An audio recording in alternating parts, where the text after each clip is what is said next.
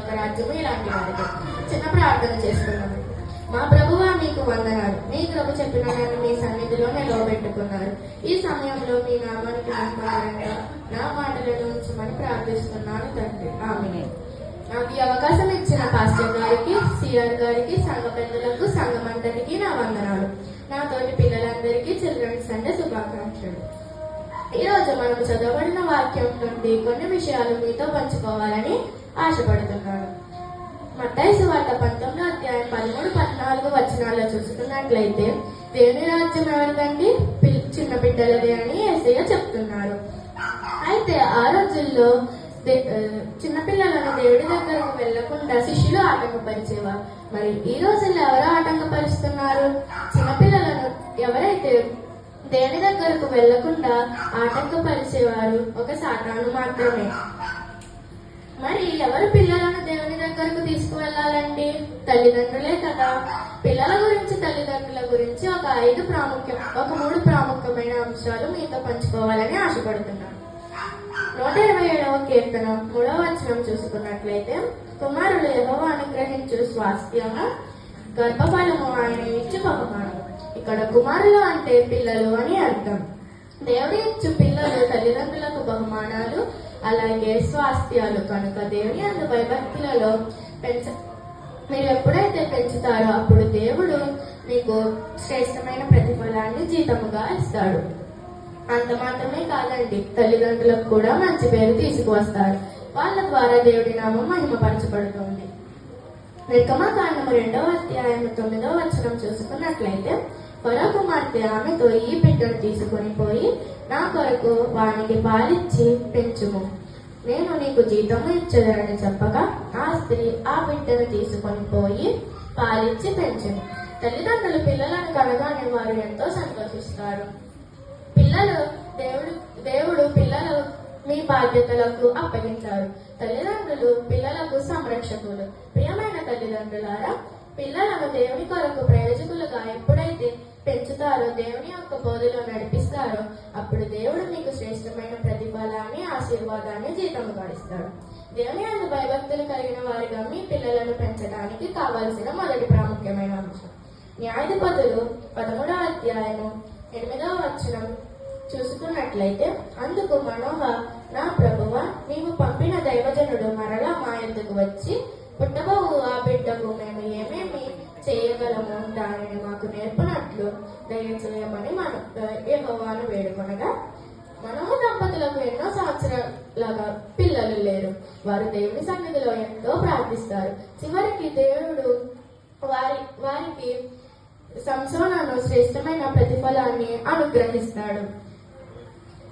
అయితే దేవుని ప్రజలైన ఇశ్రాయేలీయులు ఫిలిష్తీయుల చేతిలో నుండి విడిపించడానికి దేవుడు ఏర్పాటు చేసుకున్న ఒక బలమైన సాధనం సంసోను. సంసోను మీకు పుట్టబోతున్నాడని ఎప్పుడైతే దేవుడు మనోహ దంపతులకు చెప్పానో, అప్పుడు మనోహ, పుట్టబోవు ఆ బిడ్డకు మేము ఏమేమి చేయగలమో మాకు నేర్పమని అడిగారు. ప్రియమైన తల్లిదండ్రులారా, మీ పిల్లలను మీరు ఎలా పెంచాలో అని మీరు దేవుడిని అడుగుతున్నారా? 1 నెల లేక ఒక 6 నెలల ట్యూషన్ చెప్పించి నేను దేవుని అందు భయభక్తులలో పెంచగలను అని అనుకుంటే అది మీ భ్రమ మాత్రమే అవుతుంది. దేవుని అందు భయభక్తులలో పెంచడానికి తగిన జ్ఞానం అనుగ్రహించేవాడు కేవలం దేవుడు మాత్రమే. మీరు అనుగ్రహించే బిడ్డలను ఎలా పెంచాలో అని మనోహ దంపతులు దేవుడిని అడిగినట్లు మీరు దేవుడిని అడగండి. దేవా, నీ జ్ఞానాన్ని నాకు దయచేయము. నాకున్న జ్ఞానం, నాకున్న తెలివి, నాకున్న నైపుణ్యత, నాకున్న సమయస్ఫూర్తి, నాకున్న సామర్థ్యం నాకు సరిపోవు. నీ జ్ఞానాన్ని మాకు అనుగ్రహించు అని ఎవరైతే అడుగుతారో వారికి దేవుడు తప్పకుండా తగిన జ్ఞానం అనుగ్రహిస్తాడు, ఎలా పెంచాలో నేర్పుతాడండి. ఇలాంటి తల్లిదండ్రులు దేవునికి దగ్గరగా వారి పిల్లలను పెంచుతారు. భవిష్యత్తులో ఆ బిడ్డల వలన దేవునికి మహిమ, అలాగే తల్లిదండ్రులకు గొప్ప గొప్ప సంతోషాలు కలుగుతాయి. పిల్లలకు సంబంధించిన 2వ ప్రాముఖ్యమైన అంశం, యోబు 1వ అధ్యాయము 5వ వచనం చదువుతున్నాను. అరుణోదయమున లేచి వారిలో ఒక్కొక్కరి నిమిత్తమై దహన బలి అర్పించుచు వచ్చెను. యోబు నిత్యము అలాగున చేయుచుండెను. యోబు అనే భక్తుడి గురించి మనం యోబు గ్రంథంలో చూస్తాం. యోబు బ్యాక్గ్రౌండ్ ఏంటంటే, యోబు 1:3 ఆఖరి భాగంలో చూసుకున్నట్లయితే తూర్పు దిక్కు ప్రజలందరిలో అతడే గొప్పవాడిగా ఉండెను. యోబు ఆదినములో ఎంతో ధనవంతుడిగా మనం చూస్తాం. యోబు ప్రతిదినము తన బిడ్డల కొరకు ప్రార్థన చేసి అలాగే దహన బలులు అర్పించేవాడు. నిజమే, బిడ్డలను దేవుని యందు భయభక్తులలో పెంచాలంటే మనం గుర్తుంచుకోవాల్సిన రెండో ప్రాముఖ్యమైన అంశం ప్రార్థన. మీ బిడ్డల కొరకు ప్రతి తల్లిదండ్రులు వారి బిడ్డల కొరకు ప్రతిరోజు ప్రార్థన చేయాలండి. ఇంగ్లాండ్ దేశంలో దేవుని కొరకు ప్రభావితం చేసిన ఒక గొప్ప దైవజనుడు జాన్ వెస్లీ. ఈ జాన్ వెస్లీ అనే దైవజనుడు యొక్క జీవిత చరిత్ర మనం గమనించినట్లయితే తన జీవిత కాలంలో 10 లక్షల మందికి దేవుని సువార్త అందించారండి. ఆయన యొక్క జీవిత చరిత్ర మనం చదివినట్లయితే అతని తల్లి సుసన్నా వెస్లీ, ఆమెకు 19 మంది పిల్లలు. ఆమె ప్రతిదినం తన పిల్లల పడకల యొద్దకు వెళ్లి వాళ్ళ తల మీద చేయి పెట్టి ప్రతిరోజు ప్రార్థన చేసేదంటండి. ఈనాడు 2-3 పిల్లలున్న తల్లిదండ్రులు వాళ్ళ పిల్లల కొరకు ఒక అరగంట ప్రార్థన చేయడానికి వాళ్ళకి సమయం సరిపోట్లేదండి. కానీ ఆనాడు ఆ దైవజనురాలు సుసన్నా వెస్లీ తన పిల్లల కొరకు 2 గంటలు ప్రార్థన చేసేదంటండి. ఎంత ఆశ్చర్యకరమైనది! ఆమె చేసిన ప్రార్థనలకు ప్రతిఫలంగా ఆమె 19 మంది పిల్లలలో 2 పిల్లలు John Wesley and Charles Wesley England దేశాన్ని ప్రభువు కొరకు కదిలించారు. ప్రియమైన తల్లిదండ్రులారా, మీ బిడ్డల కొరకు మీరు కూడా ప్రతిదినం ప్రార్థన చేసినట్లయితే తప్పనిసరిగా దేవుడి కొరకు బలమైన సాధనముగా బలవంతుని చేతిలో బాణములుగా నిలుస్తారండి. కాబట్టి ప్రియమైన తల్లిదండ్రులారా, మీ బిడ్డల కొరకు ప్రతిదినం ప్రార్థన చేయటం మర్చిపోకండి.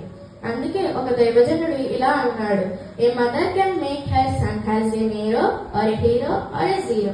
దాని అర్థం ఏంటంటే ఒక తల్లి తన కుమారుడిని నీరో చక్రవర్తిలో ఒక భయంకరమైన శాడిస్ట్ లాగైనా మార్చివేస్తుంది, లేదా ఒక చక్కని హీరో లాగైనా తీర్చిదిద్దవచ్చు, లేక ఎందుకు పనికిరాని వాడిగా అయినా మార్చివేయచ్చు. కనుక తల్లిదండ్రుల ప్రభావం బిడ్డల మీద ఖచ్చితంగా పడుతుందండి. కాబట్టి ప్రియమైన తల్లులారా, మీ బిడ్డల చుట్టూ ప్రార్థన అనే కంచనం వేయటం మర్చిపోకండి. మీ బిడ్డల కొరకు ప్రార్థన చేయటం మాత్రమే కాదండి, వారిని కూడా ప్రార్థన పౌరులుగా మార్చడం బాధ్యత ప్రతి తల్లిదండ్రుల పైన ఉంటుంది.